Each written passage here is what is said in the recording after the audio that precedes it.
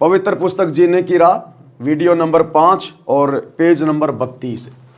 किसी ने गुरुदेव भगवान से सवाल किया, जिनको संतान प्राप्त नहीं होती है उस बेऔलादे यानी संतानहीन का तो सुबह या शुभ कर्म को जाते समय मुख देखना भी बुरा मानते हैं, ऐसा क्यों? तो गुरुदेव ने उत्तर दिया है, यह संपूर्ण आध्यात्मिक ज्ञान के टोटे के कारण गलत धारणा है। यानी लोगों को अभी अपने शास्त्रों का ज्ञान नहीं है, भक्ति मार्ग का ज्ञान नहीं है, अध्यात्म का ज्ञान नहीं है, जिस कारण से संतानहीन माता बहनों को लोग बुरा मानते हैं, अशुभ मानते हैं उनका मुंह देखना, जबकि वे माता बहनें तो देवी देवताओं से भी शुभ हैं, देवी देवताओं से भी शुभ। पाठक जन इसी पुस्तक के पेज नंबर 6 पर पढ़ें कि एक व्यक्ति के 4 पुत्र थे, उसको अधरंग हो गया तो किसी ने सेवा नहीं की। क्या उस आदमी के दर्शन इसलिए अच्छे हैं कि उसके संतान है? उसकी दुर्गति को कौन देखना अच्छा समझेगा? और ये तो आपको वर्तमान समय में आम समाज में हर गांव में आपको 1-2 घर ऐसे मिल जाएंगे जिनके 3-3 बेटे हैं, 4-4 बेटे हैं, अच्छी अच्छी नौकरियों पे हैं, बढ़िया धन कमाते हैं, और उनके माता पिता की गांव में दुर्गति हो रही है, दुर्गति। अब बताइए जिस माता बहन के संतान नहीं है वो अच्छी, या संतान होने के बाद भी जिनकी दुर्गति हो रही है वो अच्छे? तो केवल ज्ञान का टोटा है ये, ज्ञान का टोटा। अब बता रहे परमात्मा एक कथा के माध्यम से कि संतान वाले कितने सुखी हैं और जिनके संतान नहीं है वो अज्ञान के कारण भले अपने आप को दुखी मानते हैं, लेकिन उनके जैसा सुखी धरती पर कोई और नहीं है। कृतगनी पुत्र, कृतगनी बेटा बेटी वो होते हैं जो अपने माता पिता की आज्ञा में नहीं चलते, अपने माता पिता को दुखी करते हैं। जिस माँ ने उसको 9 महीने अपने गर्भ में रखा, अपना पेट चीर कर बाहर निकाला, जिस पिता ने पूरी जिंदगी उसका पालन पोषण किया, और अंत में यदि वो अपने माता पिता के उपकार को भुला दे, उनके साथ अच्छा व्यवहार ना करे, बुढ़ापे में उनकी सेवा ना करे, उनकी इज्जत का ध्यान ना रखे, उन बेटा बेटियों को कहते हैं कृतघ्नी बेटा बेटी, यानी महान निकम्मे, महान नीच। एक व्यक्ति के 2 पुत्र थे, फौज से सेवानिवृत्त था। एक फौजी था और उसके 2 बेटे थे, और फौज से रिटायरमेंट हो गया था। ध्यान से सुनना, एक व्यक्ति के 2 पुत्र थे, फौज से सेवानिवृत्त था, पेंशन बनी थी, पुत्र अलग अलग हो गए। छोटे पुत्र ने माता को अपने घर पर रख लिया क्योंकि बच्चे छोटे थे। छोटे वाले बेटे ने माँ को अपने घर पे रख लिया क्योंकि उसके बच्चे छोटे छोटे थे।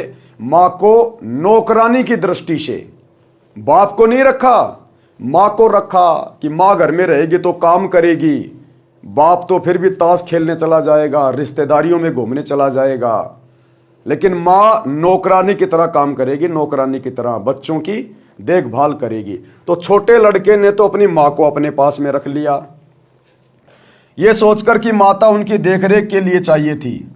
बड़े के बाटे पिता आ गया, और जो बड़े वाला बेटा था उसके हिस्से में आ गया पिता। पिता ने कहा कि मैं पेंशन के रुपये उसको दूंगा जिसमें रोटी खाऊंगा। अब उस फौजी ने कहा कि मैं तो अपनी पेंशन का पैसा उसी को दूंगा पूरा का पूरा, मैं जिसके घर में रोटी खाऊंगा, चाहे छोटे वाला खिलाओ और चाहे बड़े वाला खिलाओ। छोटा बेटा कहता था कि आधी आधी पेंशन बांट दिया कर। पिता ने मना कर दिया तो एक दिन पिता के सिर में लाठी मारी, पिता तुरंत मर गया। ये कहानियां आप जी बहुत सुनते होंगे भाई और बहनों, हर गांव में आपको एक आधा उदाहरण ऐसा मिल ही जाएगा कृतघ्नी बेटा बेटियों का। तो छोटे बेटे ने, जब उसके पिता ने आधी पेंशन नहीं दी तो छोटे बेटे ने अपने बाप के सिर में लठ मार दिया और वो फौजी साहब मर गया। वो फौजी, जिस फौजी के घर में जब वो लड़का पैदा हुआ था तो किस प्रकार से उसने खुशियां मनाई थी, उसने बैंड बाजे बजवाए थे, रिश्तेदार आए थे, जिम्मनवार किया था, गांव वालों को लड्डू जलेबियां खिलाई थी, उस बेटे को गोद में खिलाया करता था कि बड़ा होके मेरी सेवा करेगा, बड़ा होके मेरी सेवा करेगा। ये सेवा करी उस बेटे ने, अपने बाप के सिर में लठ मारा, बाप चला गया यमराज के पास। अब बताओ, जिन माता बहनों के संतान नहीं है वो सुखी, या जिनके संतान होकर भी कृतघ्नी हो गई वो माता पिता सुखी। पिता ने मना कर दिया तो एक दिन पिता के सिर में लाठी मारी, पिता तुरंत मर गया। लड़के को आजीवन कारावास की सजा हो गई, यानी उम्र कैद की सजा हो गई उस लड़के को। व्यक्ति को पुत्र प्राप्त होने के कारण उसके दर्शन शुभ माने जाते थे। अब बताओ, उस फौजी के तो 2 बेटे थे, जिस कारण से लोग कहते थे भाई बहुत भाग्यवान आदमी है, इसका तो मुंह देखना बहुत अच्छा है। क्या खाक मुंह देखना अच्छा है उसका? अंत में वही बेटा उसके लिए काल साबित हो गया, काल। व्यक्ति को पुत्र प्राप्त होने के कारण उसके दर्शन शुभ माने जाते थे, जिसके साथ अशुभ हो गया। अब आध्यात्मिक तराजू में तोलकर देखते हैं। गुरुदेव भगवान कह रहे हैं कि अब आपको भक्ति मार्ग के हिसाब से, परमात्मा के हिसाब से, आध्यात्मिक दृष्टि से बताते हैं कि क्या सही और क्या गलत है। अब आपको आध्यात्मिक तराजू में तोलकर देखते हैं कि बिना संतान वाले के दर्शन शुभ हैं या अशुभ। जैसे इसी पुस्तक में ऊपर स्पष्ट किया है कि परिवार संस्कार से बनता है। परिवार कैसे बनता है? संस्कार से, यानी जिनके पिछले जन्मों के आपस में कोई लेन देन रह जाते हैं।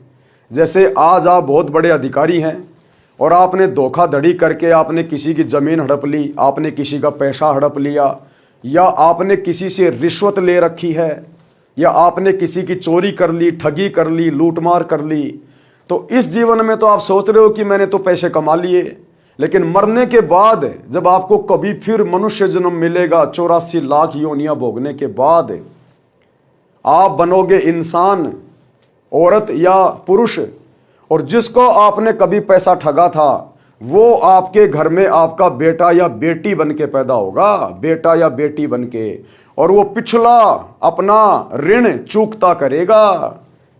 इस जन्म में उस बाप को दुखी करके, परेशान करके, गांव में उसकी नाक कटवा के, जिस प्रकार उस बेटे ने अपने बाप के सिर में लठ मारकर और पिछले जन्म का बदला लिया।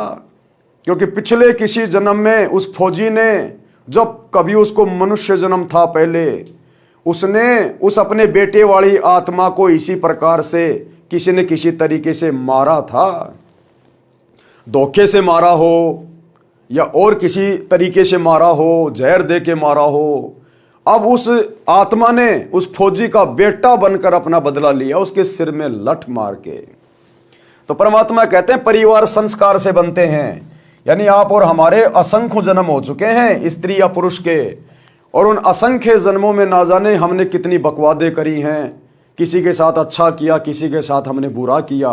तो वो तमाम आत्माएं आप और हमारे साथ में अगले जन्मों में रिश्तों में जुड़ती हैं और वे अपना बदला पूरा करती हैं। तो परमात्मा कह रहे हैं कि परिवार संस्कार से बनता है।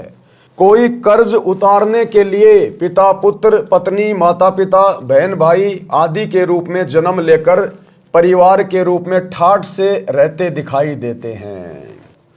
जिस प्रकार एक घर में बाप पूरी जिंदगी बेचारा मेहनत करता है, कमाता है, और बेटा बाप के पैसों के ऊपर ऐश करता है, शराब पीता है, 2 नंबर के काम करता है, गाड़ी निकलवा लेगा, तरह तरह से बाप को दुखी करेगा, परेशान करेगा, रोजाना उसकी शिकायतें आएंगी। तो एक बेटा तो सारी जिंदगी बाप के पैसों पर ऐश करता है और बाप को दुखी भी करता है। क्यों? क्योंकि पिछले जन्म में उस बाप ने उस बेटे को किसी न किसी कारण से दुखी किया हुआ था। आज इस जन्म में वो बेटा अपना बदला लेने के लिए आया हुआ है। वो शत्रु है, शत्रु जिनको हम अपने बेटा बेटी मानकर सीने से लगा के फिरते हैं, वो तो अपना बदला लेने आया है। और एक परिवार में बेटा बेचारा नौकरी करता है, मजदूरी करता है, मेहनत करता है, और बाप सारा दिन शराब पी के गांव में पड़ा रहता है। तो पिछले जन्म में उस बेटे ने उस बाप वाली आत्मा को इसी प्रकार से दुखी किया हुआ था। आज वो बेटा उस बाप के घर में जन्म लेकर और अपने बाप से दुख उठा रहा है। वो बाप सारा दिन शराब पीता है, गांव में घूमता है, कोई काम नहीं करता, और बेटा बेचारा मेहनत करता है, मजदूरी करता है। अब दुनिया तो सोचती है कि भाई छोरा बहुत अच्छा लेकिन बाप नालायक है, लेकिन दुनिया भक्ति मार्ग से अपरिचित है।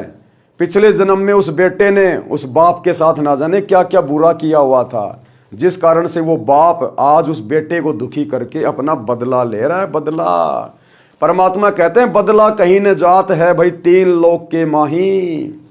श्री रामचंद्र जी ने त्रेता युग में बाली को धोखे से मारा था, और द्वापर युग में लाखों वर्ष बाद उसी बाली वाली आत्मा ने श्री कृष्ण जी के पैर में तीर मारकर और अपनी मृत्यु का बदला लिया। तो जब हमारे भगवान, ये 3 लोक के भगवान ब्रह्मा विष्णु महेश, ये जब अपने अदले बदले का खेल खेल रहे हैं, तो आप और हमारे जैसे 2 कोटि के इंसान कैसे बच सकते हैं? लेकिन भाई बचने का बहुत आसान तरीका है, बहुत आसान। सच्चा सतगुरु धरती पे प्रकट है। अगर हमारे ये अदले बदले, ये हमारे पूर्व जन्मों के संस्कार यदि कटेंगे, तो केवल ये सच्ची भक्ति से कटेंगे, केवल सच्ची भक्ति से। और ये सच्ची भक्ति आप और हमारा परम सौभाग्य है। इस पृथ्वी पर आज जितने भी देश हैं और जितने भी मानव शरीरधारी स्त्री पुरुष हैं, आज भाई उनका परम सौभाग्य है, परमात्मा सतगुरु रूप में धरती पे प्रकट हैं। हमारे पिछले संस्कारों को, हमारे ऋण संबंधों को परमात्मा अपनी सत भक्ति से, अपने आशीर्वाद से, इनकी शरण में आने के बाद जलाकर भस्म कर देंगे। पिछले संस्कार खत्म, और आगे गुरुदेव हमें ज्ञान ऐसा दे रहे हैं, ऐसा निर्मल तत्व ज्ञान दे रहे हैं, आगे हम किसी भी प्रकार की गलती कर ही नहीं सकते। ना बेटा बाप के साथ में कर सकता, ना बाप अपने बेटे के साथ में कर सकता, ना हम किसी अन्य व्यक्ति के साथ में कर सकते। परमात्मा कहते हैं कबीरा आप ठगाइए और न ठगिए कोई, आप ठगाए सुख होत है और ठगे दुख होए। तो भगत फिर भक्ति मार्ग पर आगे ऐसी कोई गलती नहीं करेगा जिससे फिर उसको मृत्यु के बाद जन्म लेना पड़े और यहीं पर ये अदले बदले का खेल खेलना पड़े। तो ऐसा निर्मल ज्ञान लेकर, ऐसी निर्मल भक्ति लेकर सतगुरु धरती पर आए हुए हैं। आप सभी भाई बहनों की पॉकेट में मोबाइल है, घर घर में टीवी है। रोजाना शाम को 7:30 से 8:30 बजे गुरुदेव का सत्संग आता है साधना टीवी चैनल पर। और मोबाइल में जब चाहे यूट्यूब पे जाके सर्च करें सृष्टि रचना संत रामपाल जी भगवान, और सुनिए सत्संग। एक बार शुरू कीजिए, थोड़ा थोड़ा 10 मिनट, 15 मिनट, 20 मिनट, इसी प्रकार से शुरुआत होगी। तो क्या कहते हैं परमात्मा, यानी एक दूसरे का कर्जा उतारने के लिए पिता पुत्र, पत्नी माता पिता, बहन भाई आदि के रूप में जन्म लेकर परिवार में ठाठ से रहते दिखाई देते हैं। परंतु कई युवा अवस्था में मर जाते हैं, कई विवाह होते ही मर जाते हैं। ये सब अपना ऋण पूरा होते ही अविलंब शरीर त्याग जाते हैं। मान लीजिए एक पिता है और उसका एक बेटा है, और पिछले जन्म में उस पिता वाली आत्मा ने उस बेटे के साथ में धोखाधड़ी कर रखी है 10,000 रुपए की। तो वर्तमान में वो बेटा अपने 10,000 रुपए का अदला बदला पूरा करने के लिए उसके घर में उसके बेटे के रूप में जन्मा है। अब बेटा बढ़िया आराम से रह रहा, इकलौता बेटा है, घर में ठाठ बाट है, कोई दिक्कत नहीं है। और पिता ने अपने बेटे का विवाह रख दिया और अपने बेटे की बारात लेकर दुल्हन घर में लाने के लिए जा रहे हैं। और आप जी सुनते हैं कि रास्ते में दूल्हे की गाड़ी एक्सीडेंट हो जाती है, नहर में गिर जाती है, दूल्हा मर जाता है, दूल्हे के जीजाजी मर जाते हैं, 2-4 और मर जाते हैं। ये सब क्यों? किसने सोचा था कि ऐसा होगा? कौन चाहता है कि ऐसा हो? लेकिन फिर भी जबरदस्ती हो रहा है। ये हमारे संस्कार करवा रहे हैं, हमारे संस्कार, क्योंकि हमारे जन्म जन्मांतरों के संस्कार इस कदर बिगड़े हुए हैं, उनके ऊपर हमारा कोई जोर नहीं चलता। अब वो बेटा, जिस बेटे का पैसा पिछले जन्म में उसके बाप ने खाया था, आज वो बेटा अपने वो पैसे उस दिन पूरे कर चुका है जिस दिन उसकी मृत्यु हुई, गाड़ी एक्सीडेंट हुई और उसकी मौत हुई। वो लास्ट दिन था उसका वो कर्जा चूकती होने का। तो परमात्मा कहते हैं जैसे ही आत्मा अपना वो ऋण संस्कार पूरा कर लेती है, तुरंत शरीर छोड़कर चली जाती है। अब बाप रोएगा, परिवार रोएगा। अब आध्यात्मिक ज्ञान किसी को है नहीं, उसके पीछे का कारण किसी को पता है नहीं, और रोते रहते हैं फालतू में, याद करते रहते हैं उनको। अरे भैया, अब वो तुम्हें याद नहीं कर रहा, उसको तो पता भी नहीं कि मेरा बाप कौन था क्या नहीं था, वो तो नए शरीर में जा चुका है। और वो माता पिता पूरी जिंदगी रोते रहेंगे, हाय मेरा बेटा, हाय मेरा बेटा। वो बेटा किसी और का बदला देने गया होगा, या उसने खा रखा होगा तो अपना बदला लेने गया होगा। तो इस प्रकार का ये काल का षड्यंत्र है भाई और बहनों। इसने हमारे को परिवार के माध्यम से, बेटा बेटी, माता पिता, पति पत्नी, ये सब आपस में एक दूसरे के पिछले जन्मों के ऋण संबंधों के कारण वर्तमान में रिश्ते के रूप में जुड़े हैं। और जैसे जैसे हमारे वो संस्कार पूरे हो जाएंगे, तुरंत ये अपना शरीर छोड़कर चले जाएंगे। आप देखते हैं किसी का पति जहर खा लेता है, किसी की पत्नी फांसी खा लेती है। भैया उनका संस्कार इतना ही था, इससे ज्यादा एक सेकंड भी कोई आने नहीं रुक सकता। हाँ, इससे ज्यादा यदि आपने रुकना है, जीवन जीना है और आपने अच्छा खुशहाल जीवन जीना है, तो फिर आपने सतगुरु के सत्संग सुनकर उपदेश लेना पड़ेगा। फिर सतगुरु के पास वो पावर है, वो शक्ति है। सतगुरु अपने आशीर्वाद से आपके उन बुरे संस्कारों को समाप्त कर देगा, मिटा देगा। और सतगुरु सत भक्ति करवाने के लिए, मोक्ष दिलाने के लिए आपको अपनी तरफ से एक्स्ट्रा उम्र प्रदान करेगा, जो आपके भाग्य में नहीं होती है। तो आज वो समर्थ सतगुरु धरती पे प्रकट है। धरती पे थोड़ा सा विचार कर लेना। परंतु कई युवा अवस्था में मर जाते हैं, कई विवाह होते ही मर जाते हैं। ये सब अपना ऋण पूरा होते ही अविलंब शरीर त्याग कर चले जाते हैं। जिनको संतान नहीं हुई है, उनका कोई लेन देन बाकी नहीं है। भाई वो तो बहुत अच्छी आत्मा है, बहुत ही शुभ आत्मा है, क्योंकि उनका पिछले जन्म का किसी के साथ में कोई बबंडर नहीं है। उन्होंने अपने पिछले जन्म में किसी को दुखी नहीं कर रखा, किसी के साथ में ठगी नहीं कर रखी, इसलिए उनका किसी के साथ कोई लेन देन नहीं है। वे भाई बहन तो केवल आध्यात्मिक ज्ञान के बिना अपने आप को बेऔलादे मानकर दुखी हो रहे हैं फालतू में, जबकि वो तो बहुत ही सुखी आत्मा है, बहुत ही अच्छी आत्मा है परमात्मा की। लेकिन बिना ज्ञान के उनको तरह तरह की चिंता हो जाती हैं, तरह तरह की उनको टेंशन हो जाती है कि संतान नहीं है, समाज में क्या मुंह दिखाएंगे, बुढ़ापे में हमारी सेवा कौन करेगा, बताओ। एक सेकंड का भरोसा नहीं और 30 साल आगे की सोच रहा कि बुढ़ापे में क्या होगा। मान लो आपके संतान भी हो गई और बुढ़ापा आने से पहले आपकी मौत हो गई, फिर क्या करोगे? वो संतान का चाटोगे फिर उसका? अरे बुढ़ापे के लिए भक्ति की आवश्यकता है। ये तीनों लोकों में प्रवेश करके सबकी सेवा, सबको भोजन पानी, जानवरों से लेकर इंसानों को परमात्मा दे रहा है, सतगुरु दे रहा है, जो तीनों लोकों में प्रवेश करके सबका भरण पोषण करता है। चीटी पायल बाजे पैर, साहिब सुनता है सब लहर। पो पाटी पगड़ा भया और जागी जिया जून, सब काऊ को देत है वो चौंथ समाना चून।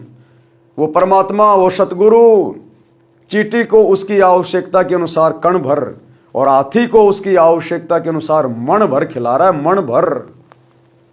तो आप लोगों ने जिनके घर में संतान नहीं है, आप लोगों ने तो सच्चे सतगुरु की तलाश कर लेनी चाहिए। और वर्तमान में तो आपका सौभाग्य, आपको तलाशने की भी जरूरत नहीं है। सच्चे सतगुरु धरती पे प्रकट हैं, सतगुरु रामपाल जी के रूप में। आपने तो तुरंत इनके सत्संग सुनकर, इनकी पुस्तकें पढ़कर उपदेश ले लेना चाहिए। और बुढ़ापे में यदि आपके 10-10 संतान होती और सारे IPS अधिकारी होते, तो भी आपकी इतनी अच्छी सेवा नहीं कर पाते जितनी सेवा सतगुरु की भक्ति के कारण सतगुरु आपकी करवा देगा। सतगुरु सोच छल छिद्र कर देता है अपनी आत्मा के लिए। सोच छल छिद्र मैं करूं अपने जन के काज, और हिरणाकुश उदर उदारिया, नरसिंह जो धर लूं साज। जिस प्रकार अपनी प्यारी आत्मा भगत प्रहलाद को बचाने के लिए इसी परमात्मा ने, इसी सतगुरु ने नरसिंह रूप धारण करके और हिरण्यकशिपु की छाती फाड़ डाली थी।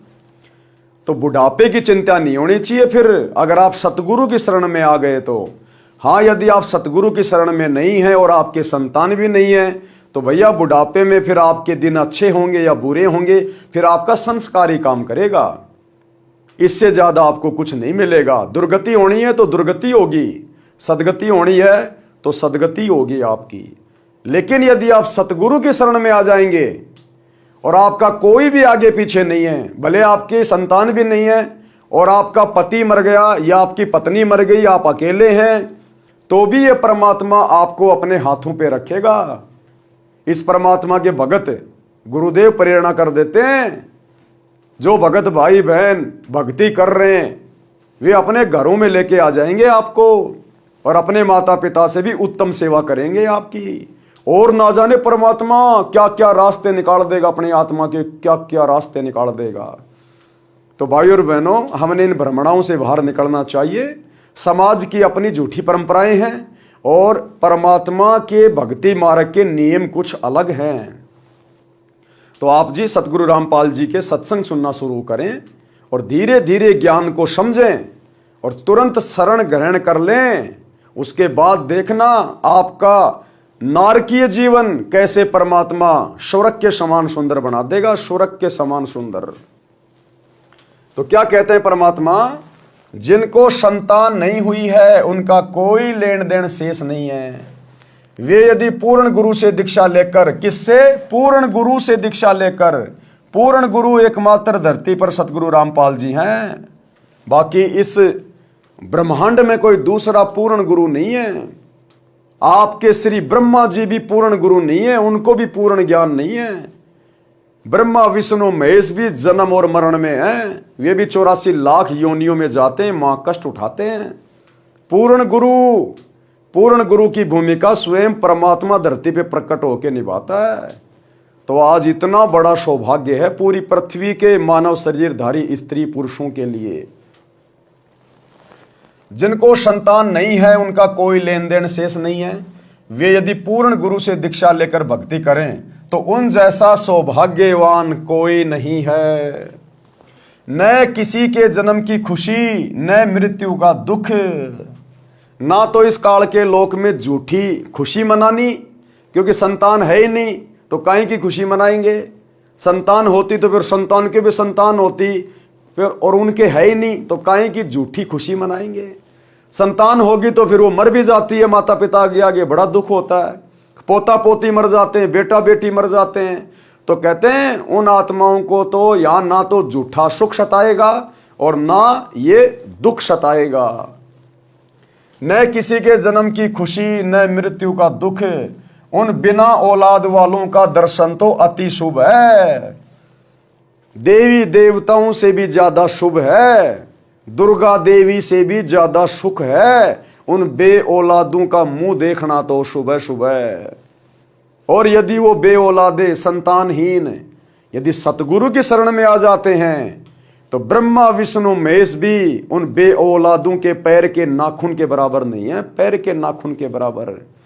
क्योंकि सतगुरु के शरण में आकर वो अपना मोक्ष करवाएंगी, 84 लाख योनियों के महाकष्ट से बच जाएंगी। और ब्रह्मा विष्णु महेश जो वर्तमान में ऊपर बैठकर अपना संस्कार भोग रहे हैं, अभी उनको तो संस्कारवश 84 लाख योनियों में जाना है। तो शुभ कौन हुआ? जो गधे कुत्ते बनने से बच गए वो, या जो अभी आगे गधे कुत्ते बनेंगे वो। उन बिना औलाद वालों का दर्शन तो अति शुभ है। यदि भक्ति नहीं करते तो चाहे औलाद वाले हों और चाहे बे औलाद बिना संतान वाले, दोनों ही अपना जीवन नष्ट कर जाते हैं। यदि भक्ति करते हैं तो दोनों के दर्शन शुभ हैं। और यदि भक्ति करते हैं तो चाहे औलाद वाला हो चाहे बे औलाद वाला हो। भाई बे औलाद वाले के तो वैसे ही कोई संस्कार नहीं है, और औलाद वाला भी कोई है यदि सतगुरु की शरण में आ गया, और यदि उस औलाद वाले की औलाद उसके संस्कार वश यदि उसको कोई परेशानी में डालने वाली थी, उसको कोई दुख आना था अपने संतान की ओर से, कोई ऐसा संस्कार था पिछले जन्म का, तो सतगुरु की सत भक्ति से वो संस्कार भी काट दिया जाता है। वो बच्चे जो अपने पिता को दुखी करने थे या उन बच्चों की अकाल मौत होनी थी, सतगुरु की शरण में आने के बाद अंतर्यामी सतगुरु अपने भगत के उन संस्कारों को नष्ट कर देता है, काट देता है। जिस प्रकार डॉक्टर की शरण में जाने के बाद डॉक्टर अपनी गोली दवाई देकर, अपनी मेडिसिन देकर और उस व्यक्ति के रोग को काट देता है। तो सतगुरु आध्यात्मिक वैद्य है, आध्यात्मिक वैद्य। हमारे जन्म मरण के रोग को समाप्त करने वाला, हमारे कुसंस्कारों को काटने वाला।